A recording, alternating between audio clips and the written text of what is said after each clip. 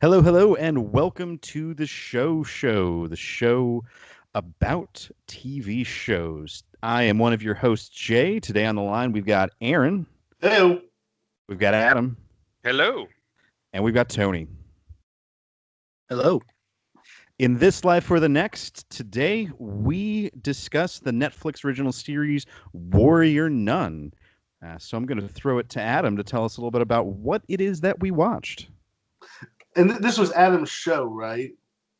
I think originally, yes. I had been recommending it for a good little bit.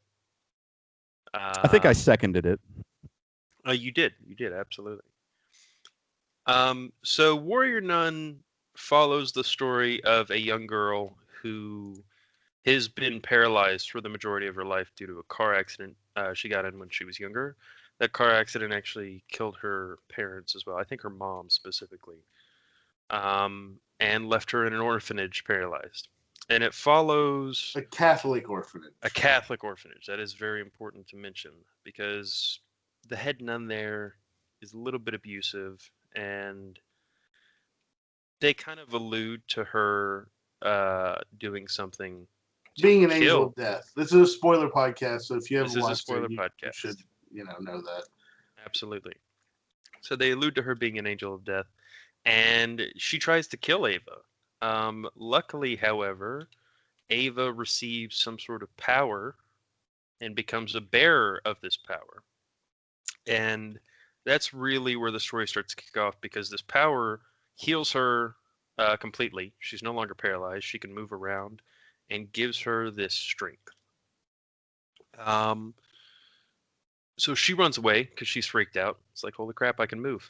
And ends up getting herself involved in this Catholic, how to put this, Secret angels versus convent? demons like battle that's been going on since the Crusades. And that's kind of where we start the show.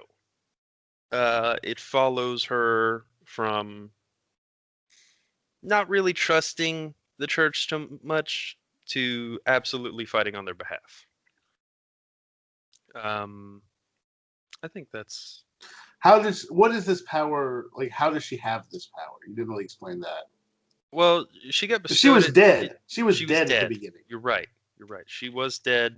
She was lying on a gurney in the Catholic morgue, and if I'm not mistaken, a demon attacks the previous bearer, whose name I think is Shannon, and in the middle of taking that, it's actually a piece, a metal piece that gets inserted into the body It's a of halo. the bearer. It's a halo.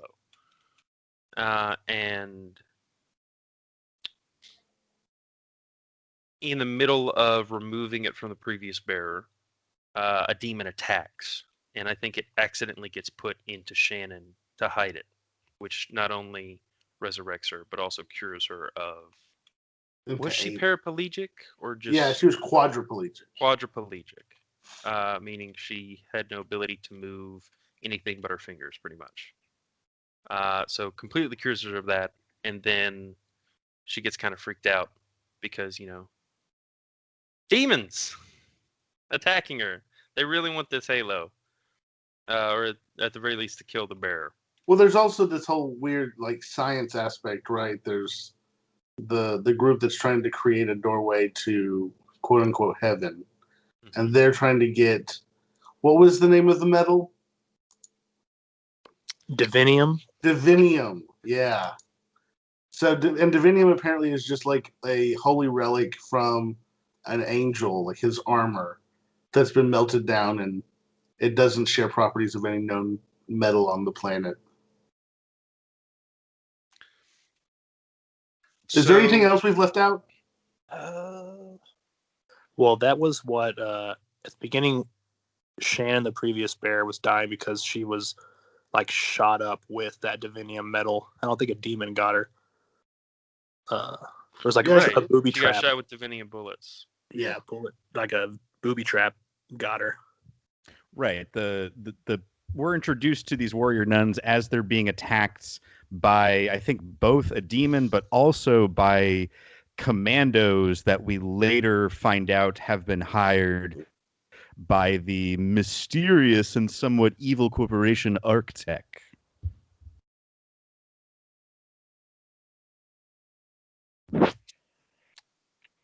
And apparently we have nothing else to say about that. But along the way, Ava also meets up with a group of young people who use their tech savviness to hack rich people's schedules to find out when they will be away from their vacation homes, and then they just squat at the vacation homes, and Ava has somewhat of a romance with one of those people. She gets tied in with the Warrior Nuns and has an internal conflict on whether to join them or whether or not she wants to try and live her own life. And ultimately, there becomes a conflict between kind of the good Warrior Nuns and some kind of bad newbies led by the evil and mysterious Cardinal Duretti.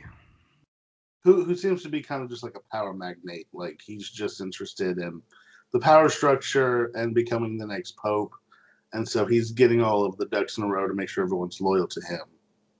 At least to most of the season. Right. Along the way, we learn that there are demons that walk and float among us. They seem to come in two types. One is I think they referred to them as wraiths, where they kind of float almost looking like blood droplets above people. And they don't take corporeal form, but they do have the ability to possess people and bring out their most dark and evil qualities. But there are also other demons called Tarrasques, which do take corporeal form and are able to physically attack people. But they're tethered to hell, and it takes a great amount of energy for them to make the jump from hell to the human world. So they're only able to manifest temporarily among us, but they are constantly seeking the halo that gets implanted in our hero Ava. Now, the halo is a literal halo, like from who we are kind of led to believe is an angel through most of it. What was his name? It was Adriel. And I will say this: the last couple of episodes where the Adriel story really kind of is fleshed out were the best part of the series, in my opinion, because it finally started to surprise me at that point. I will say this kind of preview, in my opinion, I felt like the show was a little bit like the first half. Like I didn't really care. I felt like Ava was a brat. And until the angel was introduced and the story kind of takes a twist, I thought the story was a little boring. Little Hunger Games, preteen adventure for the Catholic variety.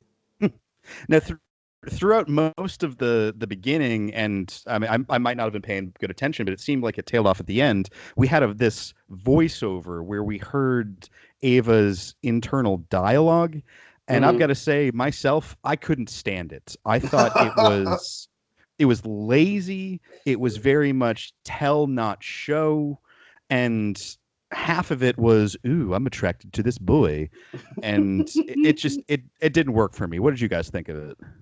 Yeah, that's I kind of exactly. agree with you. If I was to write it down, I was going to say the exact same things. Like, sorry to talk over you, Adam. You're good.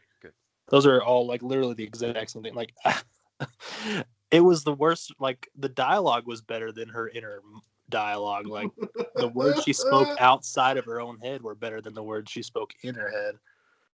And yeah, it's just like, this guy's so hot. Like, let's just go to some frames of her looking at his eyes or his muscles or something. We'll get the same benefit. Like you said, show, don't tell. Like, come on. It was stupid. I'm so glad that they once her boyfriend got out of the picture, like, they stopped it and the show got way better. Yeah, there were a lot of times where the dialogue seemed really strange, and it's almost like the actors how do I put it? It's almost like they were like, we're just going to do one take, and if it's wrong, then whatever, we'll just deal with it. Like there was one moment where Lo-fi. yes, the scientist character, I'm blanking on her name, Jillian Salvius. Yeah. Where she's giving her, when we're first introduced to her and she's giving a speech at the party, she pronounced the word proprietary, and it just stuck in my head. Like, why the hell would you? I understand she's not a native English speaker, but I kind of feel like if you're the director there, you go, all right, cut. It's proprietary. Let's do that again. But they just didn't. Also, can I the father? What's his name? Father Vincent. Is that the one that was kind of like the caretaker for the girls? That actor, number one, I've seen him before. His performance up until the very end was very unconvincing. Maybe it just is his voice, but it felt like he just was like, they're paying me to do this, so let me say these lines. Yeah. Like it, I was unconvinced by his performance. Like I said, at the end, the show surprises me a little bit. It gets a little more interesting, a little less teeny bopper, but and maybe that's what it was. Is maybe it's billed to be like, hey, this is supposed to compete with like the Twilight type books or stories or shows. I mean, it's given what we find out about Father Vincent at the end, that, as we said, spoiler here, turns out he has been working with Adriel, who is a demon or the devil himself. I wasn't really clear. We'll get to that later. There was never an explanation, right, of what he was. But he's not necessarily what like a traditional angel from a Catholic perspective would be. Right. Adriel is definitely definitely not working for good. Yeah. Yeah. So we find out that Father Vincent is actually working for Adriel, and so I think maybe one way to view his performance is that throughout the series, his heart really isn't in helping these warrior nuns, but if that's what it was, he didn't sell it. He didn't. Yeah. He didn't do that convincingly. I'd agree with that. I don't know. I've seen that guy before in some other movies. I can't remember what I've seen him in, and I know he can act. I think he was in Terminator, the newest one. I have to look up here. I spent the whole show trying to think of who he looked like. It almost felt like he was, on Arrested Development, the attorney Wayne Jarvis, who's super serious, like that guy, but with a beard. I felt the whole time. He was in the Terminator Dark Fate, which I just watched last night. Oh wow! Was his performance any better in that movie? I don't remember him at all. Apparently not. I don't remember him in the movie. Unforgettable. Apparently. I also would like to heap some criticism on the actor who played Shotgun Mary, because she was just so wooden. All of her line reads were just, I'm angry, and I'm going to say these lines. Yeah. It really reminded me of Mary J. Blige from Umbrella Academy. That's fair. That's fair. The acting was a little bit rough at spots, but what really attracted me to this was the lore and the story. It seemed intriguing. I got to be honest, I didn't really care for the whole company technology bits. It just seemed contrived and kind of overdone as well. There's a company who's researching technology and wants to interfere for profit. Okay. What was wrong with her son? I feel like that also wasn't very well explained. It was just, there's something wrong with him, but divinium keeps him alive, and Salvius is trying to get him through a portal to another dimension where he won't be sick anymore. That's the idea, is that so, like, okay, I guess maybe we should do some kind of theories. We saw that the angel, kind of big picture story, meta narrative, this angel comes into our world, Adriel, and he's being chased by a demon at that point. And this is apparently where demons and angels first show up in our world. And then he, like, we're told at the beginning that he had pity on this female nun, like, warrior who had died in battle, and he gave her the halo to revive her. But it looked like, from the episode that we watched, that he was hiding the halo inside her, just like they were hiding the halo inside of Ava at the beginning of the story. and so the ancient original first warrior nun comes back to life, starts fighting for the humans. The humans realize they can't kill Adriel, and they don't want him to, I guess, take the halo back. So they bury him in a tomb underneath the Vatican, or what will become the Vatican. And the warrior nuns decide that they need to get in there and destroy the divinium of his bones. Spoiler alert: he's not dead. To kind of stop the technology company ARC from creating the portal to heaven to save this lady's son. And so they finally get there. The angel's actually inside there. The nuns get tricked into blowing a hole in it, and Adriel escapes. But Adriel seems to be like a transdimensional being who has powers, at least in our realm, and has this halo which has a source of power. And he's the one that's being chased by the demons, or the halo is. It doesn't seem that the demons give a shit about the humans at all. Does anyone have any theories as to why or what this is? Like, is it just they're taking advantage of human lore, human creation mythos, and religion, and there's something completely different, like aliens? Or is it just like the religion is spot on? Any thoughts? I think it's pretty close to the religion, but there's some missing variables. I think Adriel was closer to some sort of like warlock from another dimension that we might refer to as like hell. Because he seemed to, during his first appearance, he was obviously escaping. He was running from something, and I think he was actually being chased by the T one, the T demon. Yeah, the T demon. I don't remember the name. Well, we'll just call him testosterone. Tarrasque. Tarrasque. Okay. So he's being chased by the Tarrasque. So I don't think he's like fully aligned with hell, so to speak. But I also don't think he's aligned with something like heaven simply because of his personality. So I think there's some sort of faction there that hasn't been fully fleshed out, and that's something we may see more of in season 2. But I like that part of the story more than some of the other parts. The entire Warrior Nun story leading up to it? Not entirely. Father Vincent, although his acting was not great, did catch me by surprise. I didn't see him coming as someone who would betray.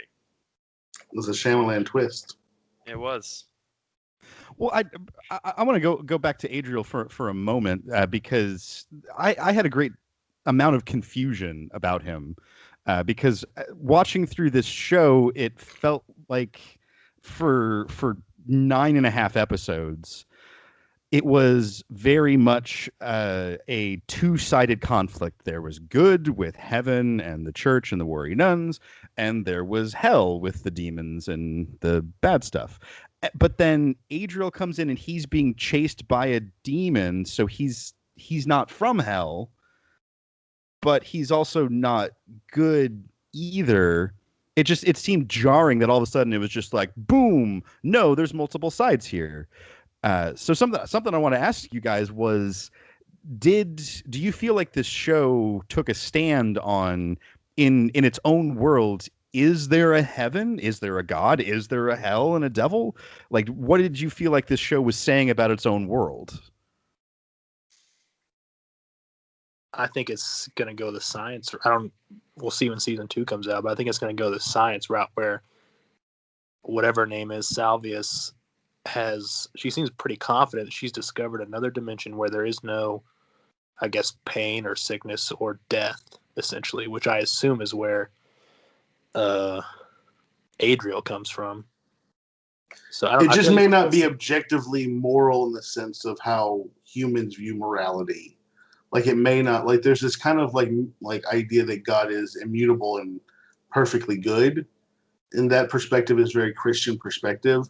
And so you would expect all things associated with God to be, objectively good, right? Whereas Adriel is not just a pure objectively good. He seems to be a little bit of a deceiver. He also seems to be playing a game. He also seems to care about power. I guess using his angel wiles to trick people into hearing his voice somehow through thousands of feet of rock. But I think that there is more. I think that maybe the message is that that's more complex. than what we like to view it as. Like it's easy to view it as good and bad, black and white, but it's maybe not necessarily that way. Like what if Adriel is a fallen angel? And so now we have heaven, we have hell and the demons, but then there's a third group that's the fallen angels that are not really demons per se, and they're no longer aligned with the heaven of the church. If that makes any sense. Man, this reminds me of the Dungeons and Dragons that we've been playing, where there's demons, but then there's also, isn't there like a different kind of? There's also devils. Devils and demons come from different realms in Dungeons and Dragons. Like you have the abyss, which is where the demons reside, and then there's the like 9 layers of hell, Avernus, where devils are. So there's in that realm there's different types of creatures, and they both are evil, but they have different, like demons have a chaotic evil like bent, and then devils have a lawful evil bent. And what happened was that the angels in D&D were in a war with the demons, and they got corrupted and they became the devils, and that's why they're lawful but evil. So they have a code they have to follow. Okay. So one way this show I felt let me down was that it paid lip service to the idea that science and religion could be intertwined and really two sides of the same coin. I think they literally say that. Yeah, I remember Sylvia saying it. Really explored that idea in any kind of meaningful way. Like it really seemed like, especially with what we've been talking about with Adriel, that it feels more like the conclusion we're left to draw here is that there really only is science. It's just science and religion are going about exploiting it for their own purposes in different manners. Am I out on a limb here? No, I think that's part of it. I think that with like religion, like the Catholic Church is just like going through the motions and has like human power structures that it's concerned with. But that there is a science, like what is it, like magic is just science that we don't understand yet, this type thing. That's kind of how I feel that this is ultimately going. That religion, like you were saying, religion and science are maybe they're explaining the same thing, but one is taking it from a very like technical scientific, and one is taking it from more of a human narrative perspective. But they're talking about the same thing. But I agree with you. They didn't really flesh it out. They didn't really go, hey, this is, how we can kind of meld the two together. They just make the statement. How about the group of youngins that Ava hangs out with in the first few episodes? Was anybody? I'm sorry, Jay, you cut out there. The group of people that Ava hangs out with, was anybody else disappointed that we never saw them again after about episode 5? Yeah, that seemed like a really weird aspect of the story. It was kind of like a throwaway aspect or filler, especially when they just randomly disappeared. I was like, wait, what? They probably use it as a storytelling tool to explain that, hey, she just wants a real life, but that's impossible.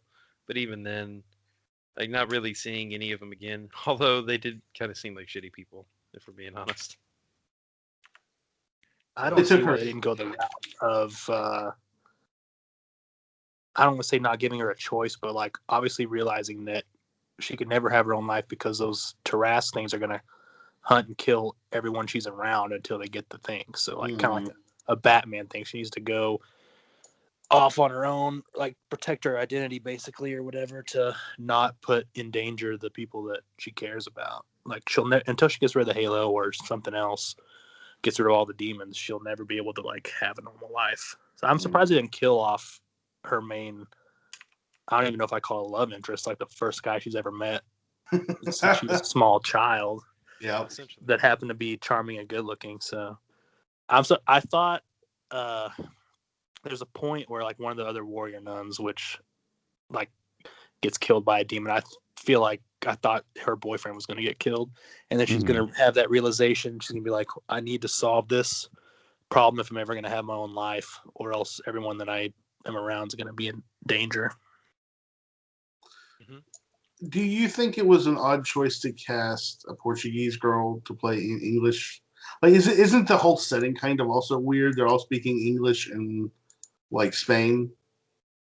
Man, I'm so glad you brought that up because that bothered me the entire time. How they're constantly switching languages.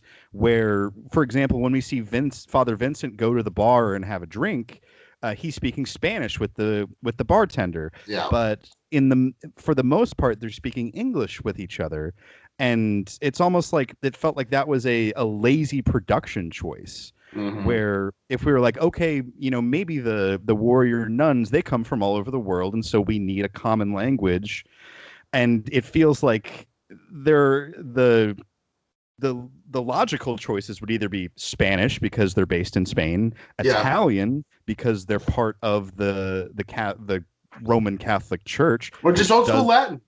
yeah, or just old school Latin. And the fact that they're using English, just it really doesn't make a lot of sense. Yeah, I kept that to myself. Like they're in Spain, it's a Spanish, orphanage, and everyone's speaking English. Like it just really took away from the fantasy. Hmm. Maybe if they had done those parts in Portuguese or Spanish, like it would have made it feel more authentic or real. But I also think that's maybe what took away from Father Vincent's performance is his English was just kind of okay. Hmm. Yeah. On that front, the actress for Ava, she is Portuguese, right? Yeah, So she is Portuguese. nothing about her character says this girl needs to be American. Like, why couldn't she just be a Portuguese orphan that was on vacation with her family? Yeah. And then she could have just spoken without, like, she does a good job, but you can still tell, like, there's pieces of it where it's like, this is a person putting on an American accent. Like, I don't know why she had to be American, unless Yeah. that just helps capture Also, if she Netflix was from audience. America, like, why the hell would she stay in Spain? Yeah, why would you stay at a America would like Spanish say, okay, you're coming back orphanage? here. We're gonna put you in an orphanage or a hospital. Like, you wouldn't just say, oh, this is where I live now. That's The not how Catholic life Church just works. kidnaps Yeah, that you doesn't make a lot of whenever sense. when your parents die in Europe. Like a super I also, Scottish for me, the angel of scene where death she goes nun. back to the orphanage and confronts the nun who basically tried to murder her or did murder her and is about to murder her friend Diego, like that whole sequence just flopped for me because Yeah. it's just like, all right, we're gonna have a pantomime villain. We're gonna just, there's no nuance to it. All the motivation of that nun was, oh, I'm just old and evil, and I resent you because you're quadriplegic. Like that just completely fell flat for me. Yeah, I kind of agree. It's like no one thinks that way. What?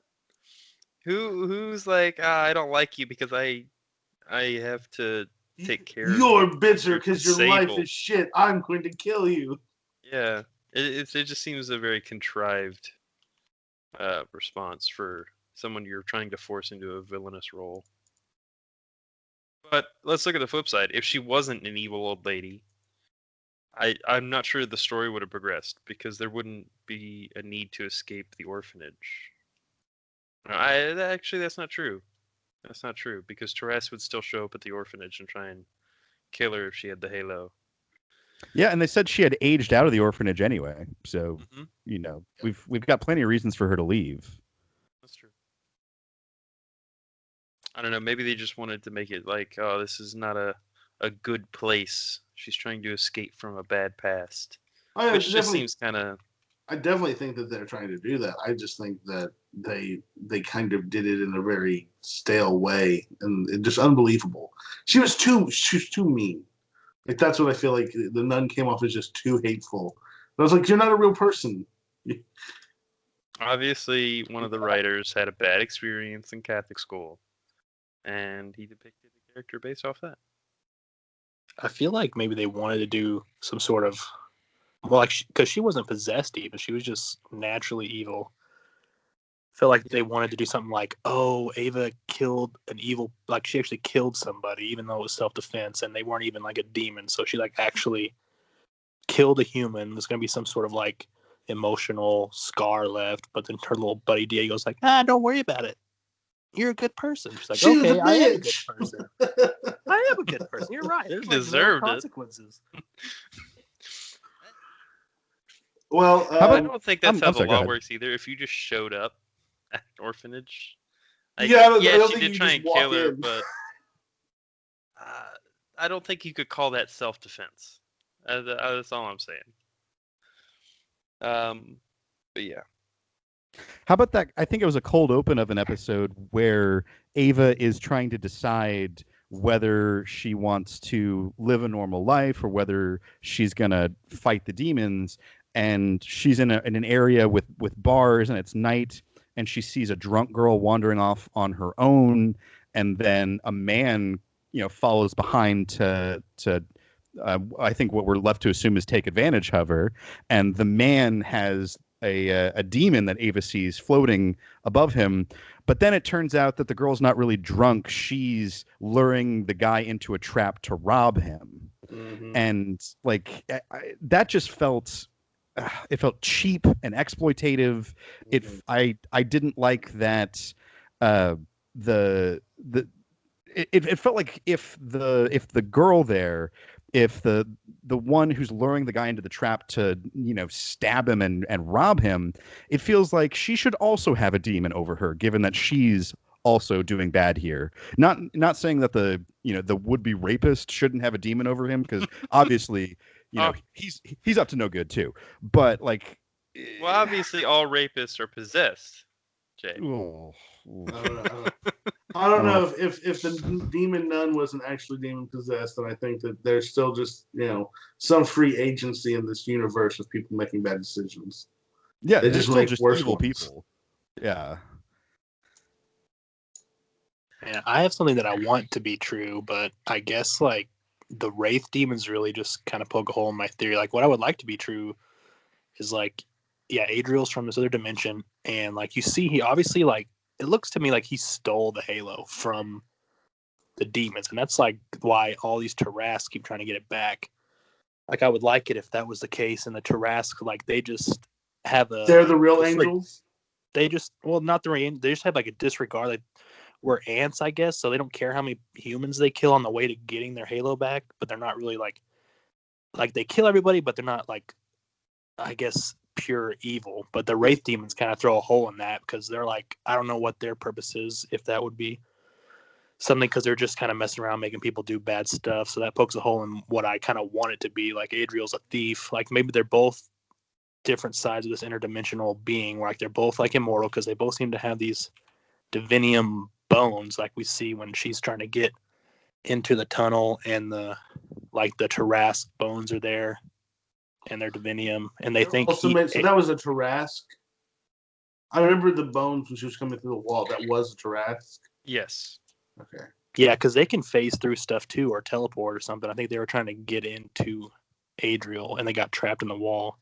Yeah, I don't think we ever determined like how it died, or if it was put there to try and keep him in, or if it was chasing him though. Yeah, that's a good point. Anyway, but the Wraith demons just making people do bad stuff, that kind of pokes a hole in my what I want to be true. So something that bothered me the whole. Go ahead. No, go ahead. I think there's a hierarchy between the Wraith demons and the Tarrasque. Like obviously the Tarrasque seem a little bit more badass and energy consuming, and albeit a little bit rare too. Which leads me to believe that there is probably like a faction or a caste system in this alternate dimension. And Adriel, when he first showed up in like, what was it, the 1400s? Like that timeline, he definitely seemed to be on the run.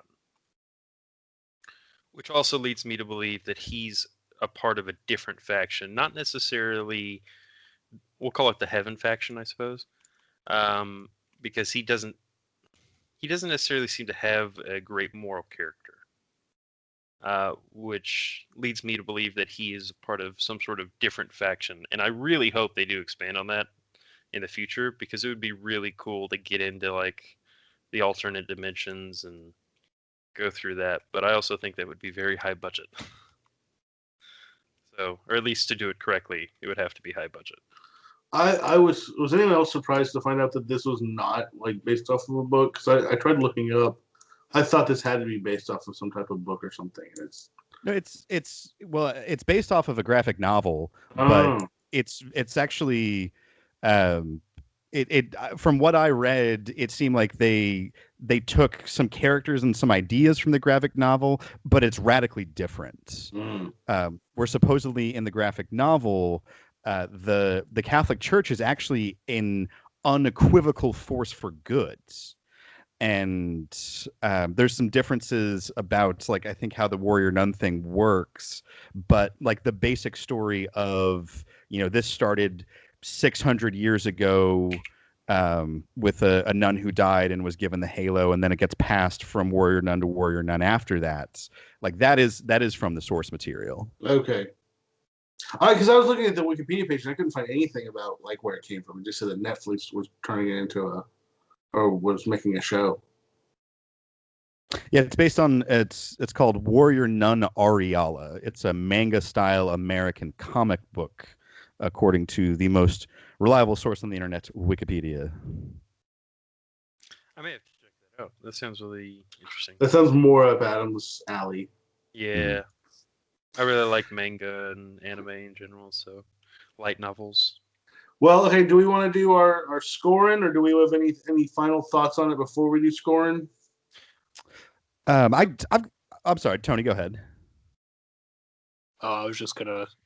I don't want to get too off topic. I was just thinking, like, her powers. We definitely have to be like just an accept it, like she can control it and do whatever she wants to do without having to think about it, type of thing. Because like the physics of her, specifically her phasing through objects, doesn't make a lot of sense to me. Like, is she perfectly controlling the bottom of her feet that are touching, and only the pieces of her feet that are touching the floor to allow her not to just fall into the ground? Because at one point she goes through a floor. She's like, I want to go through this floor, downward, boom. But every other time she just like runs on the floor through objects. Like, the amount of control I would think it would take to make every piece of your body except for the bottom of your feet, like, I don't know. It's just like, And then if your bottom of the feet are solid, how are they moving through the material? Yeah, that's a good point. Mm-hmm. I also want to bring up that regarding the demons, something I really didn't like about this show was that the warrior nuns, they never showed any compassion or sympathy for the person being possessed by the demon. It was just, you're being possessed, time to die, kablam. Like at the end where Adriel summons the horde of the demons who then possess the crowd at the Vatican, and then Shotgun Mary's just like, time to start shooting. I was like, let's drop these motherfuckers. Yeah, like these are people.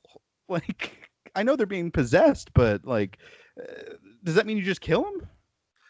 See, this is a missed opportunity, and they could have gone into like a whole exorcism lore and stuff like that, where they had to, bring a priest in and do like a mass exorcism of all the people. So the missed opportunity. That's what I say. Absolutely. Yeah, their exorcisms are like, if we beat the crap out of the host enough, this thing will leave so you can stab it with a divinium sword. If y'all were going to watch a season 2, what would you want to see? Where do you think the show is going to go? Literally, I think it's going to do the time jump thing. The first episode is going to be like, it's not going to be where the first season left off. It's going to be like a few days later, and then we probably won't see them get out of their little hairy situation until episode 2. Some sort of random character is going to show up, I bet, to save them. I want to see where the kid went through the portal. That's about the only thing that I'm actually interested in continuing the story, is where does the portal go? That's where I'm at too, I think. I would like to see kind of just a more explanation of what Adriel is, what kind of being he is. Is there another faction? Like the actual getting into a definition of what the afterlife or this alternate dimension has in it. Because obviously they're playing off of a lot of heavy Christian tropes, but like not all of them are exactly as they appear. Like, yeah, the devils are making people do bad things. They're after a halo, but the halo's power is not just pure good. It's just pure power.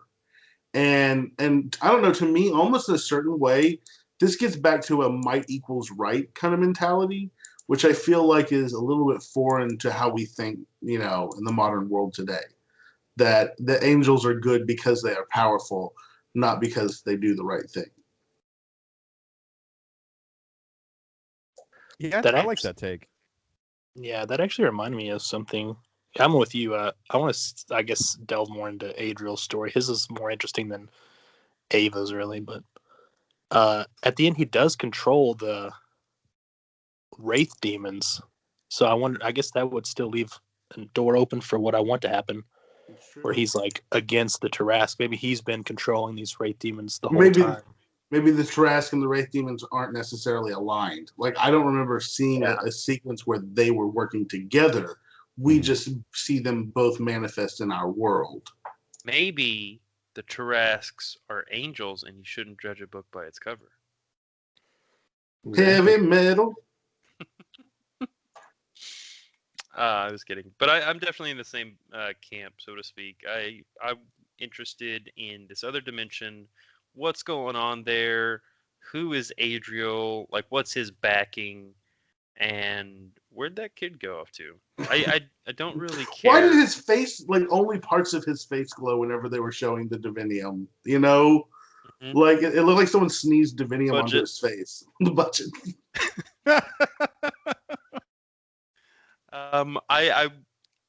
I'm not as interested in Ava's story. I wouldn't say I'm willing to like toss it out completely, but when it comes to like the whole Father Vincent stuff, which I do feel like they could have done a lot better, made it a little bit more dramatic.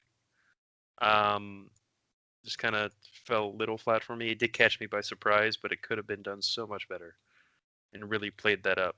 But I'm definitely more interested in this Adriel other dimension side of the story than I am Catholic politics, really. I will say this: Christy watched the first episode with me because, like, I started watching it and she was like, "Oh, I want to see this," and then after one episode, she was like, "This is one you can watch on your own." Well, let's give this show a rating and review time. Let's start with Adam. For those of you who are new to the show, here at the end we review all these shows on a scale of 1 to 10. So, what's your closing argument here? I'll keep it brief. I think this show should get a 6.5. It's definitely got potential. It had good universe building, roughly, albeit. And I would be interested in seeing more depending on where they decide to take it. But some things fell flat. It could be improved upon. And I think this suffers from a lot of first season Netflix shows where it's like we don't really have a budget until we prove ourselves. So I think they blew all their budget on the Wraiths, essentially. Wraiths and Tarasks. Mm-hmm. And I would be interested now to see that it's got some popularity, like what they do in season 2. But yeah, I think 6.5 kind of sums it up. It's not the best show in the world, but I think it's worth watching. Fair enough. How about Tony? Yeah, I agree in a lot of ways. I was going to give it a 6, I think. Yeah, I think it has a lot of, maybe if it is a big success, they can get maybe better writers or something. Yeah, bigger budget for next season. I did like it. I liked the locations. That may be where they spent their budget. There's all this world traveling and locations. And I thought like the set design, the production values was actually pretty good. But yeah, some of the writing, thank God they got rid of the voiceover about halfway through. Hopefully that doesn't come back in season 2. I do think I'll watch season 2. I think I enjoyed it enough to give it another go, but I feel like there's a lot of unrealized potential in there. Yeah, I think I'll agree with you 100% on the locations, because that's just about the only thing that saved this show for me. Because me personally, I have a lot of love for Spain as a place. It's a place that's very close to myself and my heart. And so, seeing the Spanish cities, seeing the monasteries, especially the episode they spent in the village, which that's a real place. It's called Ronda, and it's an absolutely beautiful place to visit. But like we've been discussing, I didn't care about the characters. The story didn't make sense. It felt like they tried to do these grand themes and then just shelved them halfway through. So ultimately, this show is going to be a 4 for me, mostly because I gave Mixology a 3.5, and it wasn't as bad as Mixology because Mixology was so terrible. So I'm gonna ultimately I'm gonna settle on a 4 here. Well, I don't think it was as bad as a 4. I felt like it was one of those shows where, like, at first I thought it had a lot of potential. It felt very, I've used the word a couple times, like teeny bopper, like, the kind of stuff that the Hunger Games and Twilight really is aimed at. And but I do agree with Adam that some of the world building was interesting in trying to, in the same way that like some of the Marvel comics have Thor and things like that, try and take the Christian worldview and give it a more realistic, in a certain sense, like what real demons and real angels and things like that. And I don't think that that's been done very well before. And I don't know that it's been done very well yet. But I wouldn't mind seeing where they go with it. So I'm willing to give it the second season, and I think I'd give it a 6 also, like Tony, just because I felt like the acting was weak. I felt like the writing was lazy. I felt like some of the ideas were interesting, and there's some potential there, but I feel like they could really waste the potential because a lot of times these type shows, they'll get to like the climax at the end, blowing most of their budget on kind of like the big event. And when you start up season 2, it doesn't, like Tony said, it doesn't start up from where we left off. We're going to have another like 5, 6, 7 episodes of story development before we get back to the big payoff. So I just feel that that's going to be the downfall, is season 2 is going to take too long to answer some of these questions that we're left with. So we'll have to see. All right, we've got a 6.5 from Adam, a 4 from me, and 6s from both Aaron and Tony. That gives us an average score of 5.625, which puts this on the lower end of our scale here, sandwiched between Mixology and the first season of Umbrella Academy.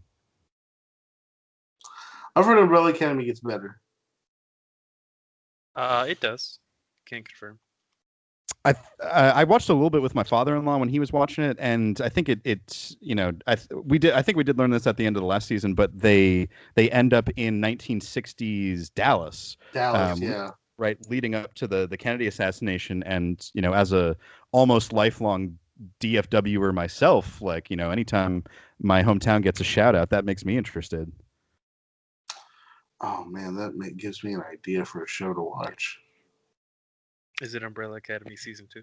It's not. It's The Good Guys. Oh yeah, with Colin Hanks. With Colin Hanks and what's his name, Bradley Whitford.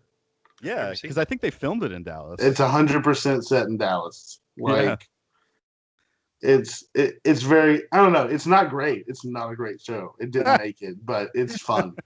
Yeah. Well, speaking of which, this is the part of the show where we pick the show for next time around. I'm getting the wheel of names set up. Let's see here. Okay. I'm going to be honest, I did not think of a show. All right, well, Adam's going to go last then.